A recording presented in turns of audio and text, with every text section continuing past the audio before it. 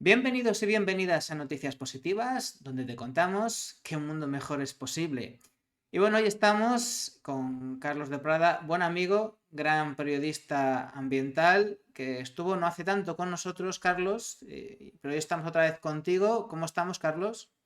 Bien, muy bien, bien hallado, Bien, genial. bien hallado. Y decía que hoy estamos otra vez contigo por un motivo, y es que, bueno, aquí tenemos este pedazo tocho de libro con una bibliografía todavía más tocha, yo creo, Mentiras tóxicas, que vamos a hablar de este libro. Has venido aquí a hablar de tu libro, Carlos, pero es un Sí, libro como muy, verano. muy interesante este libro porque, bueno, es que es fuerte y potente desde el inicio. Como hemos dicho en la promoción de este programa en redes sociales, además del cambio climático, de la crisis climática, este abuso que hacemos de la naturaleza tiene otras muchas consecuencias, la crisis de biodiversidad, por ejemplo, o, por ejemplo, bueno, la crisis energética que está en todos los lugares. Y otra crisis de la que a veces se habla, pero no lo suficiente, y de hecho se habla de una manera muy parcial, que es la contaminación ambiental, que es el aspecto en el que te has centrado tú en los últimos años. Y tengo que decirte, Carlos, que aunque en tus libros, pues es verdad que das mucha caña, aquí es que directamente das caña desde el inicio, desde el título. Mentiras tóxicas, cómo nos desprotegen las autoridades frente a los tóxicos que nos enferman. Es que el subtítulo es brutal. Entonces, es cierto que siempre has sido crítico, pero ahora directamente es que les apuntas con el dedo a las autoridades. Te pregunto por qué has subido el tono en este momento. Hombre, yo no creo que haya subido el tono, yo que más o menos es el Bueno, mismo, ¿no? desde el Porque es una título. cosa, sí, el título quizás es más claro, ¿no? Pero en realidad es lo que subyace a todo lo que llevo denunciando. He publicado ya 8 libros, ¿no? Sobre contaminación química, ¿no? Ujú. Y en este lo que hago es directamente, pues en lugar de ir a, por ejemplo, a una sustancia química concreta, o a un grupo de sustancias químicas concretas, ¿no? Pues ir a lo que yo pienso que es el meollo, ¿no? Ujú. Que es el descontrol que existe por parte de las autoridades y la sumisión de estas pues a una serie de poderes económicos que pesan mucho más con frecuencia en lo que hacen, ¿no? Que la defensa estricta de la salud de los ciudadanos y la defensa del medio ambiente, ¿no? Yo creo que pienso que era un asunto crucial, porque claro, mucha gente piensa que, bueno, que estamos en buenas manos, que puedes confiar en las autoridades y en las empresas, Mm. que si algo está a la venta, pues es que es seguro, ¿no? Que si las autoridades te dicen, por ejemplo, que en las frutas y verduras hay residuos de pesticidas, pero no te tienes que preocupar porque cumplen los niveles legales de concentración y que solamente te tendrías que inquietar Mm. si se superasen esos umbrales, esos niveles, esas concentraciones de residuos de pesticidas, por ejemplo, en frutas y verduras, pues hay gente que piensa que, bueno, que no pasa nada, ¿no? Que todo está perfectamente controlado, todo está perfectamente regulado, y yo consideraba que era crucial que la gente estuviera informada acerca de cuál es la realidad. Que aunque la apariencia de algunas agencias reguladoras, de algunas autoridades, es la de basarse supuestamente en la ciencia, Ujú. la verdad es que lo que dice la comunidad científica, que es en la que yo me baso en esta obra y en todas las que escribo, yo en realidad no denuncio nada. Yo en realidad lo único que hago es trasladar lo que dice la comunidad científica a un lenguaje divulgativo para que la gente lo conozca, para que vea qué es lo que está diciendo la ciencia de verdad, que es muy diferente de lo que están diciendo Uy. con mucha frecuencia algunas autoridades, ¿no? En un estado de derecho, en unas democracias en las que se supone que vivimos, sobre todo en el mundo occidental, se supone que las leyes están para protegernos, ¿no? Y tú precisamente arrancas el libro poniendo ejemplos concretos de leyes que son directamente ineficaces, ¿no? Según tu propia definición, ¿no? Partiendo de que estamos en la Unión Europea, sería interesante que nos hablaras de este reglamento REACH de la Unión Europea que precisamente se quedó quizá fue un buen intento, quizá una buena intención, pero se quedó un poquito a medio camino, ¿no? Sí, hombre, el reglamento REACH, que es el reglamento que en Europa aborda el tema de las sustancias químicas, ¿no? y de Ujú. su control, ¿no? Sí. Bueno, pues pasa por ser la regulación mejor del mundo en el Ujú. tema de las sustancias químicas tóxicas, ¿no? Claro, el tema es, claro, puede ser lo mejor del mundo, pero si es que si en el mundo no hay nada que valga la pena, a lo mejor tienes que hacer muy poco para que sea la mejor del mundo. Y es que lo que había prevalecido hasta que entró en vigor el reglamento REACH es que la industria ponía en circulación sustancias, es lo que se ha venido haciendo a lo largo de décadas, ¿no? Ujú. Primero se pone en circulación una sustancia y luego ya se verá si causa efectos o no. No preocupaba esto, simplemente preocupaba a la hora de poner en marcha o poner en circulación una sustancia, su aplicación concreta. Pues si una sustancia era muy buena para, por ejemplo, hacer que tardara más en arder un tejido o un plástico, bueno, pues Ajá. esa sustancia se ponía en circulación. O si venía muy bien para que una sartén fuera antiadherente, o para que un tejido fuera hidrófugo, o cualquier cosa fuera, por ejemplo, antimanchas, pues se ponía en circulación, ¿no? Etcétera, ¿no? Eh, claro, luego, a lo largo del tiempo, se iba viendo por parte de la comunidad científica que esa sustancia podía ser muy buena para un uso utilitario concreto, Mm. pero que tenía consecuencias, Ahí está. consecuencias severas sobre la salud, ¿no? Entonces, la tónica general había sido esta, ¿no? Primero, se pone en circulación una sustancia por el interés económico o utilitario que pudiera tener, y luego ya se veía si producía efectos, ¿no? Entonces, En Rich, entonces. el reglamento REACH, bueno, pues obligaba a que las sustancias que se pusieran en el mercado se registraran, ¿no? Ujú. Y sin información, teóricamente esa sería la máxima de REACH, pues no hay comercialización de una sustancia. Es decir, Ujú. si una empresa no aporta información sobre una sustancia determinada, pues esta sustancia no se puede comercializar. Pero claro, este reglamento nace con un vicio, ¿no? Que es que a la vez que trata de proteger la salud de los ciudadanos y el medio ambiente, en teoría, también promueve la libre circulación de las sustancias y los intereses económicos de la industria química. Y Ujú. entonces se concede a la industria química un papel preponderante, por ejemplo, a la hora de la información sobre la toxicidad de las sustancias, hasta el punto de que buena parte de la información que maneja la administración o manejan las autoridades para ver si una sustancia es tóxica o no, procede de la propia industria interesada en comercializar las sustancias. O sea, la Entonces, información la da la industria, no así un regulador externo. ¿Eso te refieres? el regulador coge la información que la industria le Ajá. suministra sobre la toxicidad de sus propias sustancias, ¿no? O sea, el propio fabricante o la empresa que quiere comercializar una sustancia elabora un dossier, y en ese dossier, para ver si le autorizan el uso de la sustancia, tiene que dar datos sobre su toxicidad. Ajá. Pero claro, si es la propia industria la que paga a una serie de laboratorios para que generen esos datos, pues existe el riesgo Claro. de que eso pueda sesgarse a favor de la industria, de poder comercializar la sustancia, minimizando, reduciendo, haciendo de menos los posibles riesgos que esa sustancia puede entrañar. Esto es un problema porque, claro, existe lo que se llama el funding effect, del cual hablo en el libro, es el efecto de quién financia Claro. un estudio o una investigación, ¿no? Y se ve claramente que cuando quien financia un estudio tiene interés económico en que esa sustancia se comercialice, es más difícil que se puedan descubrir efectos o que se puedan explicitar esos efectos que esa sustancia produce, ¿no? Se ve un gran contraste entre lo que es la ciencia, muchas veces ciencia entre comillas, de la industria, Ujú. que es en la que principalmente se basan las agencias reguladoras para decidir si una sustancia entraña riesgos o no, una gran diferencia con los estudios de la ciencia académica independiente, es decir, la ciencia de verdad, ¿eh? La ciencia que publican las revistas científicas más prestigiosas, la ciencia elaborada por los científicos que saben de disciplinas concretas en los centros de investigación más serios del mundo. Entonces tú miras esos estudios y ves que en comparación con los estudios en los que principalmente se basan las agencias reguladoras, las autoridades, para decir si algo es tóxico o no, esos estudios de la ciencia académica nos alertan de que una serie de sustancias muy numerosas producen efectos, a veces a bajas concentraciones.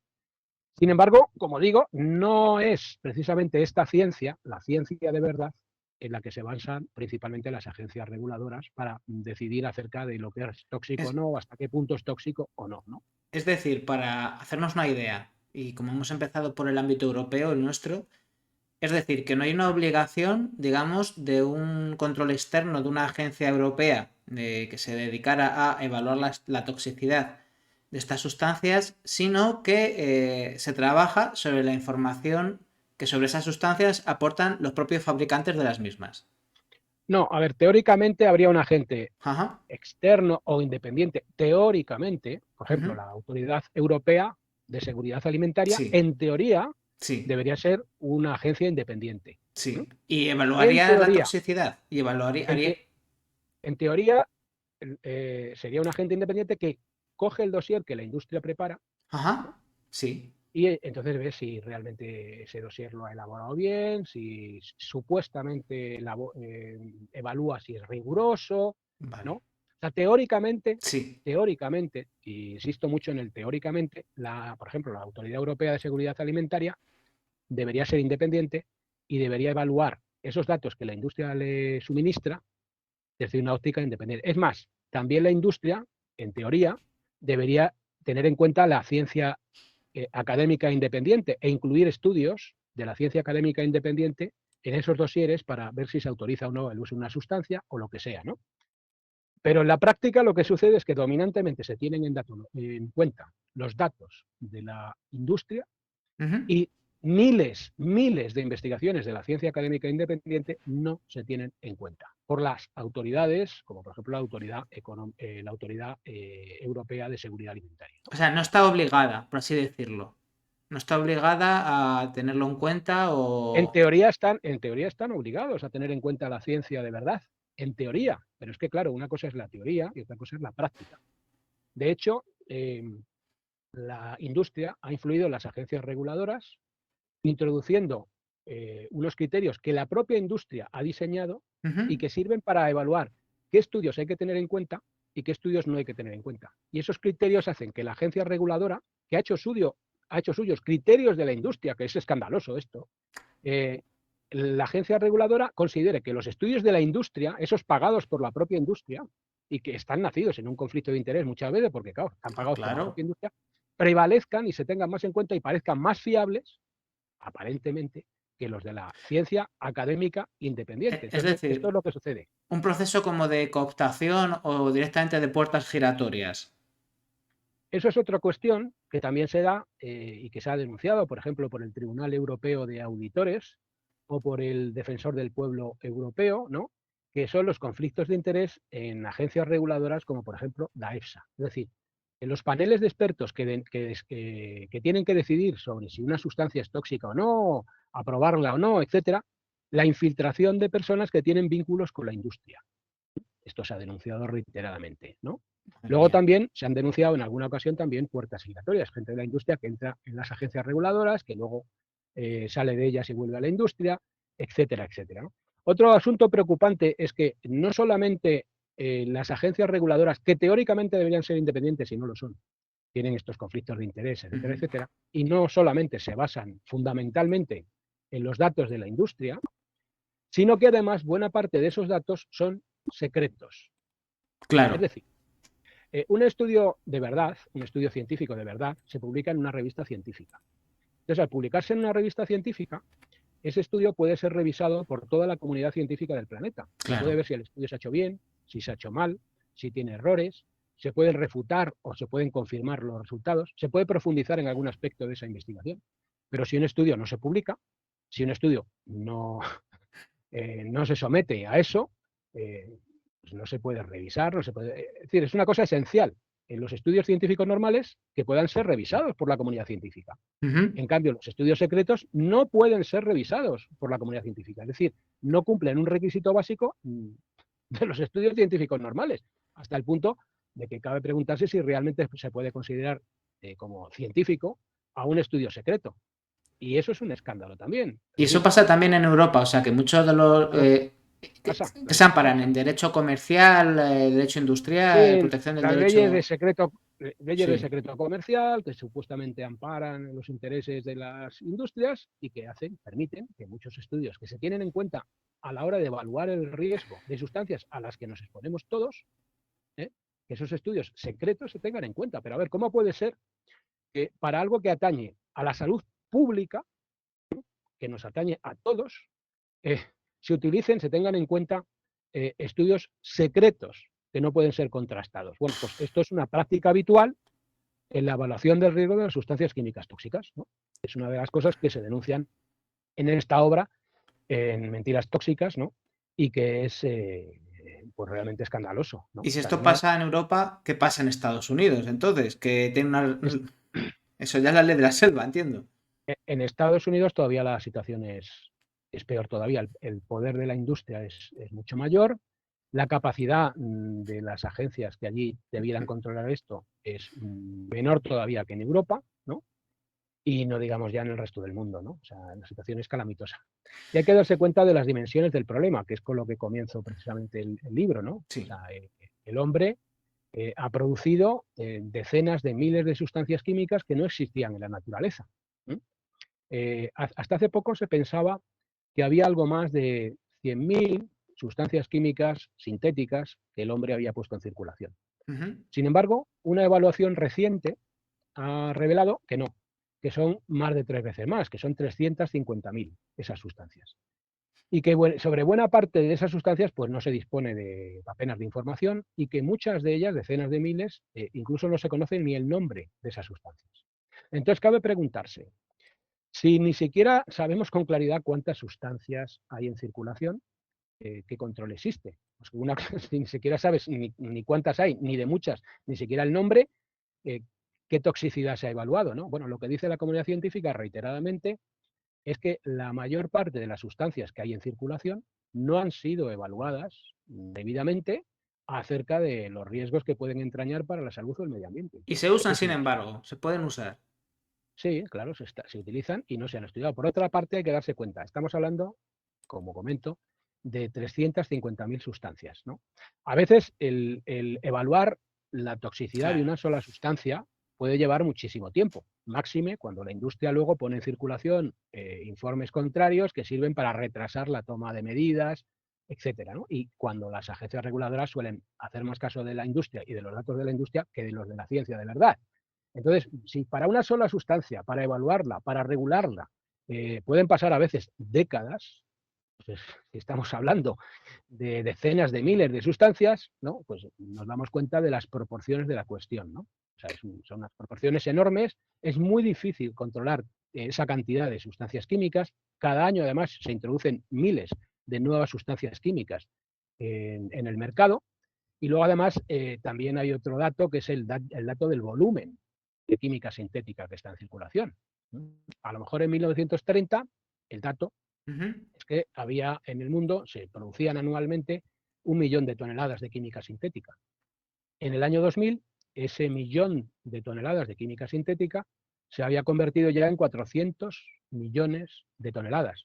Entre el año 2000 y el 2010 el negocio químico se duplicó. Madre. Consiguientemente también creció el volumen de toneladas. Del 2010 al 2020 ha seguido igual y la tendencia futura es que el volumen de química sintética siga creciendo. Es decir, es algo de unas proporciones ingentes, ¿no? Es algo inmenso. Algo inmenso, y dada la magnitud del problema y la falta de regulación, bueno, más que falta, habría que preguntarse quién controla a quién, como dices tú en tu libro, ¿no? A ver si no Sí. va a ser al revés, si no es la industria la que controla a los reguladores, entonces. Sí, no, más bien es más que la industria controlara, o sea, más que las agencias reguladoras, como debieran, Mm. regular o controlar a la industria, es más bien la industria la que tiene control, en buena medida, sobre las agencias reguladoras. Mm. Hay que darse cuenta que la capacidad de influir de la industria, o sea, por ejemplo, en Bruselas, que es donde se adoptan muchas medidas, ¿no?, que nos afectan a todos, hay miles de lobistas, o sea, miles de personas contratadas por la industria para influir en la política europea. Estos lobistas se introducen en el Parlamento Europeo, están allí como Pedro por su casa. O sea, hay más lobistas Sí. que parlamentarios, Yo he estado que ahí alguna vez en el eurodiputados. Parlamento Europeo y me lo comentaron el primer día que estuve, mi primera visita, que hay una oficina de hecho para los lobbies y que los lobbies están ahí todo el día. Claro, Todo el entonces día. la capacidad de influencia de estas grandes empresas multinacionales químicas sobre la política es muy superior a la que pueda tener la comunidad científica. La comunidad científica no tiene esos lobbies, no tiene esos medios ni esos recursos, ¿no? Entonces influye más la industria, y un dato que ya daba antes es que los propios sistemas, métodos que se utilizan para determinar el riesgo de las sustancias, buena parte de ellos, que también lo cuento en el libro, han sido diseñados por la propia industria y son los que aplican las agencias reguladoras. O sea, las agencias reguladoras están aplicando unos sistemas que ha elaborado la propia industria. Claro, la industria habrá elaborado unos sistemas que de alguna manera, claro, le favorecerán, ¿no? En que no se restrinjan una serie de sustancias, ¿no? Se Esto es puede, lamentable. se puede decir de alguna manera que en lugar de basarse en el criterio científico, es al revés. O sea, que de alguna manera esta batalla por los intereses económicos de estos lobbies también es una batalla contra la ciencia. Sí, de hecho, uno de los capítulos del libro, muy amplio, se titula así, ¿no? Una batalla contra la ciencia. De hecho, la ciencia se queja amargamente de que no está siendo escuchada en la regulación de las sustancias químicas. Un ejemplo de ello es, por ejemplo, un grupo muy amplio de sustancias que preocupan mucho ahora mismo a la comunidad científica, que son las sustancias que alteran el equilibrio hormonal, Ujú. lo que se llaman disruptores Sí. endocrinos. Son sustancias a las que nos exponemos todos, y que pueden actuar a niveles muy bajos de concentración. Bueno, pues por ejemplo, la Endocrine Society, Ujú. que es la sociedad endocrina, la entidad mundial de referencia en el ámbito de las enfermedades que tienen que ver con las hormonas, con premios Nobel, miles de científicos metidos en la Endocrine Society, o, por ejemplo, también hace poco, la Sociedad Europea de Endocrinología, que agrupa más de 40 sociedades nacionales de toda Europa de endocrinólogos, pues reiteradamente están pidiendo que se base en la ciencia la regulación de estas sustancias, porque no se está basando debidamente en la ciencia. Incluso la propia OMS, en el año 2012, en los informes que hizo sobre sustancias disruptoras endocrinas, decía que los sistemas de test que se están utilizando para evaluar el riesgo de estas sustancias no sirven adecuadamente para evaluar ese riesgo, ¿no? Bueno, pues todo este tipo de cuestiones, todo este tipo de eh, documentos, de miles de estudios científicos, de declaraciones, como por ejemplo la famosa declaración de Berlaymont, de numerosos investigadores. Todo esto cae en saco roto y la administración y las agencias reguladoras no hacen ni caso de lo que está diciendo la comunidad científica, ¿no?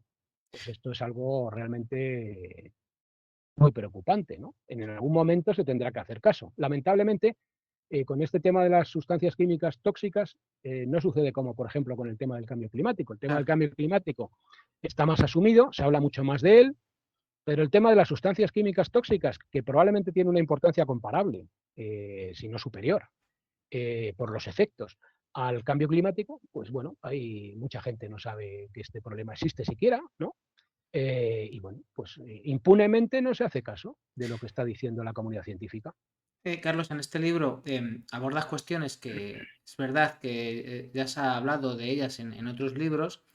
Aquí profundizas o si quieres eres muy crítico, aunque siempre lo has sido, pero para mí quizá la gran novedad respecto a otras obras es que también profundizas mucho en alguna de las principales deficiencias que tiene este sistema y en concreto te centras en el tema del efecto cóctel, que quizás es una de las, ya te digo, para mí no sorpresa, porque si te han ido siguiendo, si hemos leído tus libros y tus artículos, pues no nos extraña que pasen estas cuestiones, pero desde luego el efecto cóctel nos sitúa en una dimensión del problema todavía más grave si cabe, porque estamos hablando de, bueno, que es que no sabemos hasta dónde llega la gravedad del asunto, ni tan siquiera mínimamente, porque nos sitúa, ya te digo, en una dimensión de algo que yo creo que ni se ha estudiado debidamente casi nunca, ¿no? Cuéntanos este efecto cóctel en qué consiste.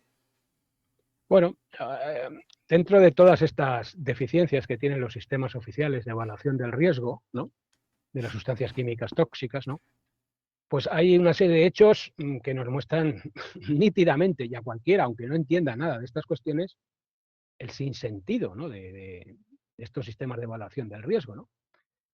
El tema del efecto cóctel es particularmente claro, ¿no? Mm. El sistema de evaluación, los sistemas de evaluación del riesgo oficiales que se aplican a las sustancias a las que nos exponemos diariamente, bien sea, por Ujú. ejemplo, residuos de pesticidas en la alimentación, bien sea tóxicos a los que nos podemos ver expuestos por el empleo de ciertos productos de limpieza, ambientadores, insecticidas domésticos, la presencia de plásticos, etcétera.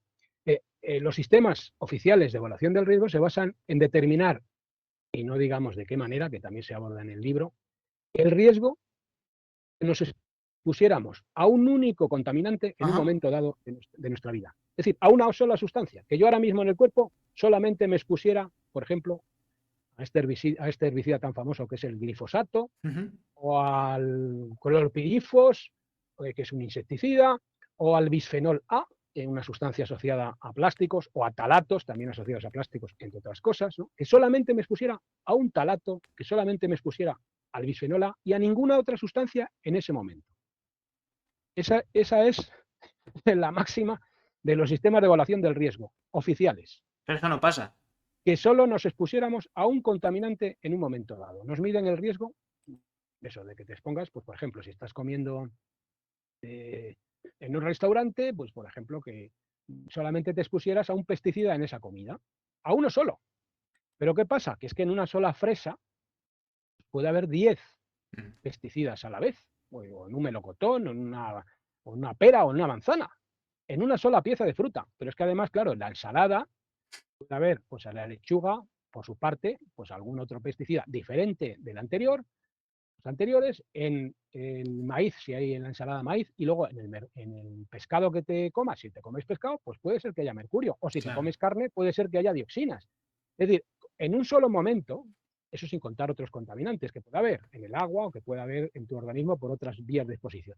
En un solo momento, cualquier persona se expone a múltiples contaminantes y se sabe que sustancias que aisladamente Ujú. parecen no producir un efecto, cuando están juntas, pueden producir un efecto que puede llegar a ser cientos de veces superior. Bueno, pues esto no se evalúa en la evaluación del riesgo oficial, del riesgo químico de las sustancias tóxicas. No se evalúa. O No sea, se tiene en cuenta. se está evaluando el riesgo de una situación inexistente en la vida real, que es que solamente te expongas a una sola sustancia, cuando en la vida real te expones simultáneamente a múltiples sustancias que pueden tener un efecto muy Claro. diferente del de las sustancias aisladas. Solamente esto, solamente el efecto cóctel, echa por tierra la apariencia de seguridad que con tanto aplomo nos tratan de trasladar autoridades como la Autoridad Europea de Seguridad Alimentaria, ¿no? Por eso, para mí, esta es como la gran novedad. Claro, evidentemente, quizá antes no lo he expresado del todo bien, porque sí que se investiga por la ciencia de verdad, pero no se tiene en cuenta, digamos, por los criterios de las autoridades para determinar si un alimento es seguro bueno, sí, o si una exposición a una sustancia es segura, ¿no? Porque por mucho que la ciencia oficial sí que está estudiando estos efectos, estudia incluso que sustancias que por sí solas no provocan nada, en conjunto, actuando juntas, sí que provocan efectos, pero en cambio estos criterios que en la ciencia oficial están, no han llegado, y hasta el peligro, no se contemplan, digamos, en estas medidas que se supone son para protegernos, ¿no? O sea que esto directamente ni siquiera es científico, esto sí que es contrario a la ciencia. Sí, o sea, pues como digo, es que aquí hay dos ciencias. Una ciencia que podemos poner entre comillas, que es la ciencia industrial, que es en la que fundamentalmente se basan las agencias reguladoras, ¿no? Y la ciencia de verdad, que es la ciencia académica independiente, ¿no? Esta ciencia académica independiente sobre sustancias disruptoras endocrinas ha Ujú. generado decenas de miles de estudios científicos que nos alertan de los riesgos.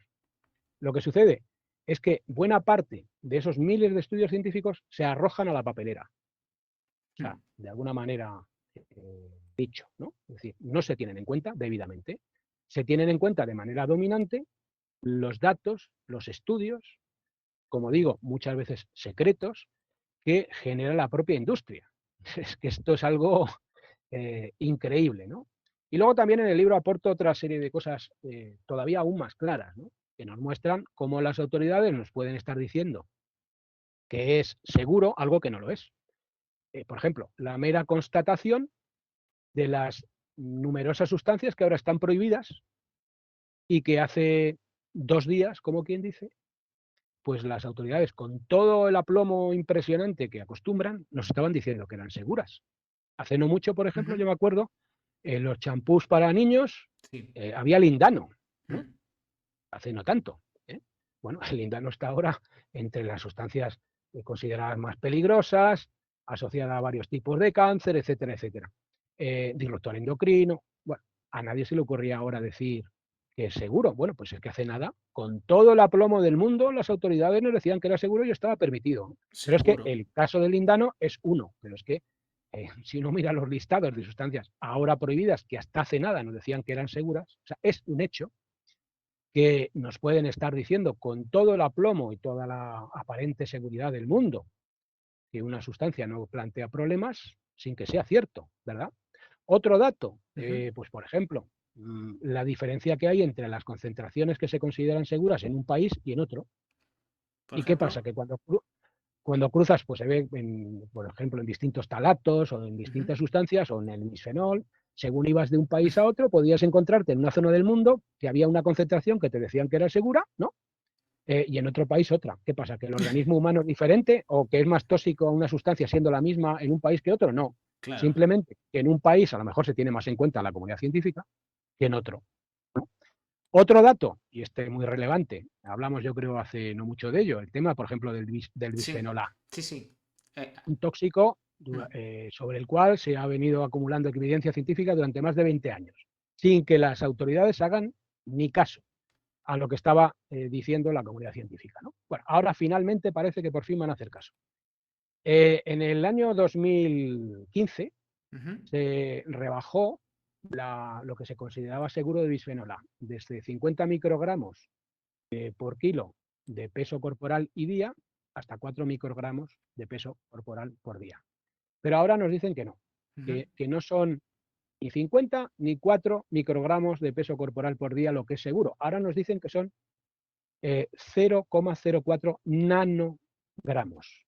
No microgramos, sino Nano. nanogramos. Es decir, Se- lo que nos dicen ahora que es seguro, Sí. la EFSA, la Autoridad Europea de Seguridad Alimentaria, es 100.000 veces más bajo, Cien mil 100.000 veces, veces. que Cien lo mil que nos veces. decían desde el año 2015 y 1.250.000 veces más bajo que lo que nos decían antes del 2015. Es decir, que nos han estado diciendo antes del 2015 y desde el 2015 hasta ahora, que era seguro exponernos a unas concentraciones de 100.000 a 1.250.000 veces más altas que ahora.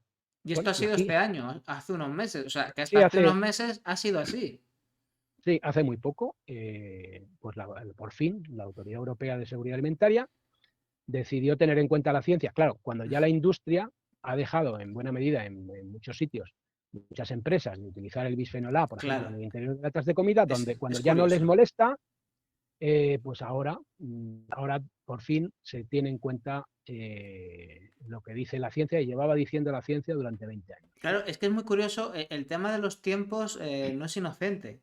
No es inocente. Que haya salido esta cuestión, esta noticia que es para reflexionar y para ponernos los pelos de punta, justo cuando ya se está dejando de usar el bisfenol A, es cuando menos sospechoso, ¿no? O sea, Sí, a mí, ahora hombre, sí, cuando se usaba llama la, más te- no. Llama la llama atención. la, llama la atención porque, claro, es que es un hecho, ¿no? Que se ha venido dejando de usar. Esa es otra. Se ha venido dejando de usar, eh, pero se ha ido sustituyendo por otras sustancias. Por ejemplo, otros bisfenoles Ujú. que tampoco han sido, en muchos casos, debidamente estudiados y que ya nos están alertando, por ejemplo, algunas agencias como la Agencia de Productos Químicos de Suecia, KEMI, Ujú. con K, Sí. ya nos está alertando de que decenas de bisfenoles pueden tener efectos semejantes a los del bisfenol A. Es Para que. decir, Sí. que fíjate, o sea, puede tardarse décadas en regular debidamente una sustancia para que luego volvamos a empezar. Habrá que esperar otra vez décadas hasta que otros bisfenoles que se están utilizando como sustitutos u otras sustancias, eh, habrá que esperar décadas hasta que se acumule una enorme cantidad de evidencia científica o a que la industria deje de usarlas suficientemente para que de nuevo vuelvan a prohibirse. porque esto es una cosa que se repite una y otra vez, y Sí. hablo mucho de ello también en el libro, ¿no? El tema de la llamada sustitución lamentable. Ujú, Es decir, cuando tras a veces muchos años de esfuerzos de la comunidad científica, de muchos estudios científicos, de mucha resistencia por parte de las propias autoridades para regular una sustancia, haciendo caso más al interés económico que a la defensa de la salud y del medio ambiente, ¿no? Cuando por fin se consigue reducir o restringir o eliminar una sustancia, resulta que se sustituye por otra sin evaluar previamente, de manera debida, que no cause problemas. Y esto se ha dado con el tema del bisfenol A, ujú, se está dando también y se ha venido dando a lo largo de mucho tiempo con otras sustancias muy preocupantes, que son los llamados algunos retardantes de llama, se ha venido dando con otros muchos compuestos, ¿no? Con los pesticidas también. Había una generación de pesticidas organoclorados, se sustituyeron por otros organofosforados, luego los piretroides, luego los neonicotinoides, y siempre que se sustituyen te dicen, no, esto ya por fin es un producto maravilloso, ujú. inocuo, que no genera problemas, hasta que se vuelve a acumular evidencia científica y tras muchos años empieza a caer el uso de una serie de pesticidas, se sustituye por otros, que es algo pues realmente Una lamentable. cuestión, Carlos, porque que nos esté escuchando y no tenga tanta idea como tú de esto de las sustancias tóxicas, este ejemplo del bisfenol, de esto del bisfenol A, que son 100.000 veces lo que se ha bajado en referencia a la bajada anterior, pero si hablamos de lo que ocurría años atrás, todavía era 1.000.000 y pico más. Entonces, esto pone los pelos de punta a cualquiera, pero para que se entienda mucho mejor todavía, un poco ponos unos ejemplos básicos de los efectos más perniciosos de esa sustancia que hemos tenido en nuestra sangre a un nivel de concentración cientos de miles de veces o millones de veces superior a las que son seguras para nosotros. Bueno, el bisfenol A pues ha sido asociado a muchos problemas, ¿no? Por ejemplo, a varios poliquísticos, a efectos sobre la calidad del semen, a daños en el ADN de los espermatozoides, a efectos también incluso sobre el desarrollo del sistema nervioso central de los niños cuando la exposición se da dentro del útero, Niños que son más ¿no? sensibles que nosotros todavía, los tóxicos. Sí, los organismos en desarrollo, como puede ser un embrión o un feto dentro de su madre, o los niños son más sensibles que los adultos o más vulnerables a los efectos de algunos contaminantes. También se ha asociado pues, a algunos problemas en estudios que se han hecho de laboratorio, por ejemplo, como la diabetes, enfermedades cardiovasculares, eh, en fin, pues a muchos efectos, ¿no? Porque claro, no es solo un efecto el que pueden tener algunos de estos contaminantes disruptores endocrinos, ¿no? Sino que pueden tener Bueno, sí. múltiples efectos, ¿no? Y esto es una sustancia, volvemos al efecto cóctel, pero no solamente estamos en contacto con bisfenol A, sino con muchas sustancias a la vez, entre ellas estos bisfenoles. En el caso del bisfenol A, con una concentración cientos de miles de veces o de millones de veces en nuestra sangre hasta anteayer.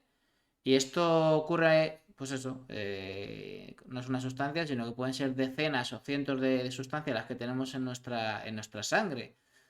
El panorama es para cabrearse y para hacer como haces tú y denunciar desde el título a quien es responsable de esta falta de diligencia. Es un problema severo. O sea, lo que hay que hacer es leer lo que está diciendo la comunidad científica. ¿Sí? Por ejemplo, la Sociedad Europea de Endocrinología, ¿no? Nos está hablando de que el auge de algunos problemas de salud importantes en Occidente pues pueden tener que ver en mayor o menor grado. A ver, no se puede responsabilizar solo a las sustancias tóxicas Hmm. del crecimiento de incidencia pues, de algunos cánceres, de problemas de reproducción, de problemas cognitivos en la infancia.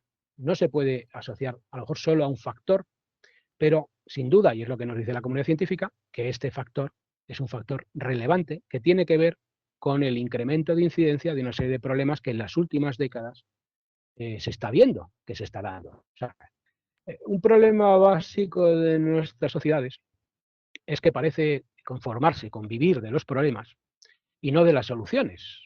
Es decir, en tema de inversión en sanidad, pues casi toda la inversión, y me lo contaba la propia María Neira, ¿Mm? que era responsable de salud y medio ambiente La OMS. de la OMS, ¿no?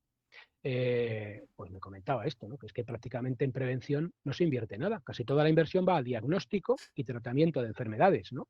Cuando, bueno, está el dicho este famoso, ¿no? De que más vale prevenir que curar, ¿no? Claro.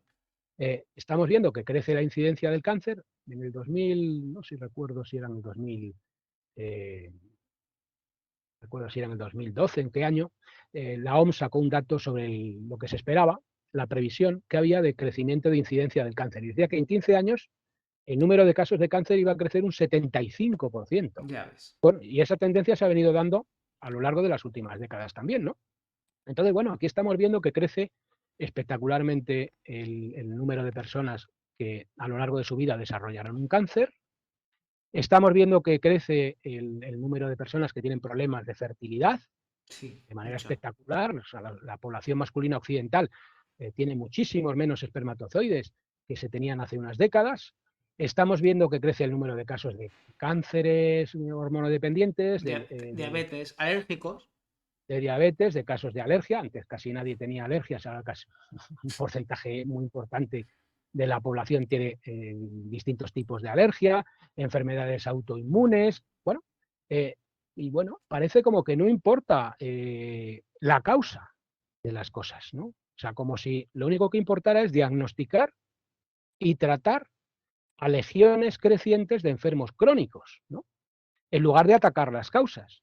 Y entre esas causas, no es la única, como comento, y además muchas de estas enfermedades son multifactoriales en cuanto a sus causas, pero una de ellas, en mayor o menor grado, según la enfermedad, es el tema de la contaminación química. Bueno, pues no se actúa. Vamos a Estamos estas viendo que, soluciones. Vamos a hablar entonces de soluciones. Has hablado de prevención. ¿Cómo habría que actuar entonces? Precisamente. bueno, hombre, lo primero que sería esperable es que en algún momento las autoridades, que teóricamente deberían defender el interés público, pues defendieran el interés público y no el interés privado y muy privado de algunas grandes compañías, por ejemplo, ¿no? Eso sería algo, desde luego, de esperar, ¿no? Sí.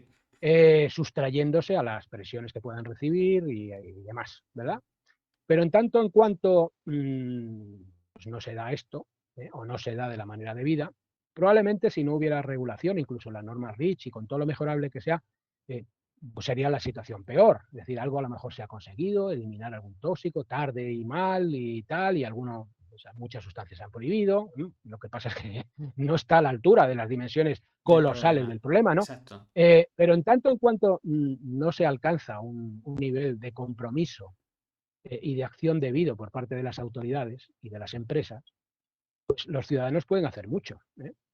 Y a veces con cosas muy sencillas. Por ejemplo, si una persona en lugar de consumir productos alimentarios convencionales, producidos con agricultura industrial basada en la química sintética, Mm.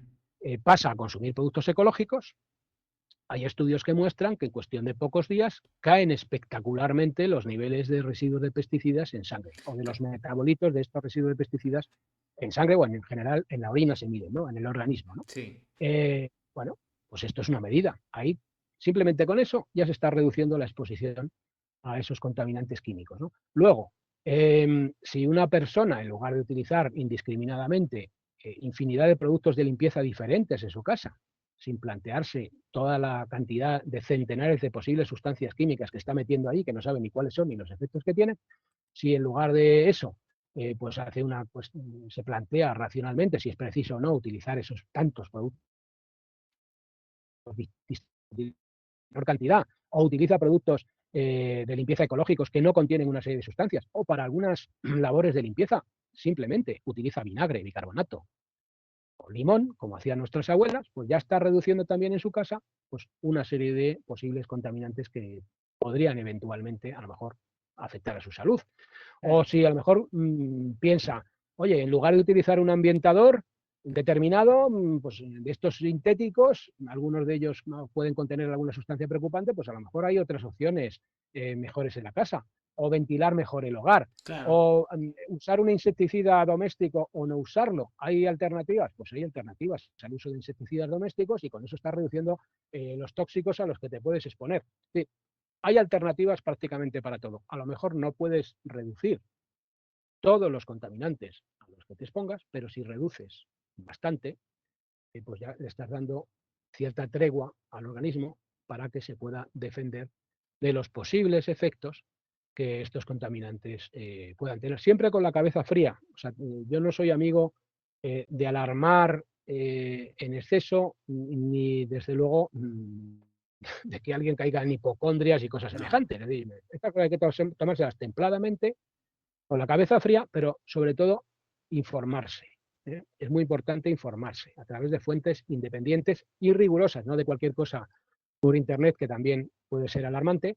El que te expongas a un contaminante o a un conjunto de ellos ni siquiera quiere decir que Ujú. vayas a desarrollar un problema. Mire, Claro. hay que adoptar una posición fría. Uno se puede exponer a muchos contaminantes y vivir un montón de años sin ningún problema. Pero lo que nos dice la ciencia es que se incrementa el riesgo. Entonces, bueno, de manera racional, pues parece razonable, ¿verdad? Hacer lo posible por reducir la exposición innecesaria a una serie de contaminantes que han sido asociados por la ciencia a un incremento de riesgo de esos problemas de salud que hemos comentado, u otros. Estamos ya terminando la entrevista. Una entrevista que desde luego ha sido extensa y de muchos datos, más allá que todavía en este libro Mentiras tóxicas. Y es un trabajo que todavía es más amplio. Pues está tu campaña Hogar sin Tóxicos, está tu labor en el FODESAM. Eh, Creo que es interesante que des algunas de estas pistas para las personas que estén interesadas en, bueno, en cómo tener una vida lo más sana posible, lo más descontaminada posible. Entonces, ¿cómo podemos ampliar esta información que nos has dado hoy? Aparte de Bueno, leyendo Mentiras Tóxicas. hombre, lo prioritario, el cometido del libro Mentiras Tóxicas es fundamentalmente hacer que la gente abra los ojos y genere un espíritu crítico, ¿no? Que no confíe ciegamente en lo que le digan las autoridades, porque, bueno, porque una autoridad sea autoridad, o sea, quiere decir que tenga necesariamente la razón, ¿no? Y que esté dando datos ciertos, ¿no? O sea, la única autoridad real es la autoridad del conocimiento. Entonces es muy importante que la gente, en lugar de delegar en otros el conocimiento y confiar a ciegas en la institución que sea, pues tenga unos mínimos parámetros sobre una serie de asuntos importantes que pueden afectar a su salud y a lo de los suyos, ¿no? Entonces, muy importante si pueden hacerse con el libro Mentiras Tóxicas, ¿no? Luego, en la web de Hogar Sin Tóxicos, ¿no? www.hogarsintóxicos.org, pues también hay mucha información sobre alternativas que se pueden adoptar para reducir la exposición cotidiana a contaminantes químicos, ¿no? Y bueno, con estos parámetros, pues yo creo que si uno empieza a profundizar en estos asuntos, pues bueno, puedes finalmente acabar teniendo una vida más sana, ¿no? Que creo que fundamentalmente yo deseo, y no solamente ya de salud humana, sino también de salud del medio ambiente, porque todos estos contaminantes también tienen unos efectos serios sobre asuntos como, por ejemplo, la diversidad biológica, ¿no? Así es. Así es. La Y primavera silenciosa de la que hablaba Rachel Carson. O sea, que sí, nos estamos cargando toda la biodiversidad porque estos pesticidas no discriminan, arrasan con todo, no solo con las malas hierbas o los bichos, sino que se cargan a los pájaros, a las ranas, lo que pillen, ¿no? Mentiras sí. tóxicas, ediciones I. Esa es la editorial, Carlos. También, que es un libro que también está relacionado con la campaña Hogar sin Tóxicos. Y bueno, antes de terminar, a mí siempre me gusta dejar la última pregunta abierta para que no se quede nada en el tintero, Carlos, por si quieres añadir cualquier cosa. Nada, hombre, cuando se denuncian cosas y además situaciones tan graves, como las que denuncio en el libro Mentiras Tóxicas, pues pudiera existir la tentación en algunas personas de pensar que todo está muy mal y caer en el pesimismo. Mm, Bueno, pues nada más lejos el enfoque que hay que tener. O sea, lo positivo es que podemos cambiar las cosas y podemos hacer mucho por cambiarlas. Y precisamente lo que busco denunciando estas cosas es que las cosas cambien. Aunque pueda parecer una denuncia en negativo, en realidad es positivo. Lo negativo es pensar que callar. es positivo lo que es negativo, porque es el mundo al revés. Entonces así se perpetúan los males, ¿no? Entonces, nada, yo sobre todo un mensaje de ánimo a la gente que se informe y que piense que se pueden hacer muchas cosas para mejorar el mundo. En concreto, en este ámbito de las sustancias químicas, el motor de todo cambio en este tema es la información. O sea, que se informen y que adopten una posición proactiva en estas cuestiones, que no confíen ciegamente en lo que le digan las autoridades o las empresas, como si todo estuviera controlado, no, sino que sean actores informados, ¿no? Pues muchas gracias, Carlos. Un placer, como siempre, hablar contigo. Siempre pues aprendes cosas y además me gusta porque tu concepto es muy claro. Lo positivo es que podemos cambiar el mundo, podemos hacer de este mundo un lugar mejor para vivir, pero el primer paso es informarse. Luego ya actuar, por supuesto, pero el primer paso es informarse y para eso, en este tema de la contaminación ambiental, pues eres una figura insustituible.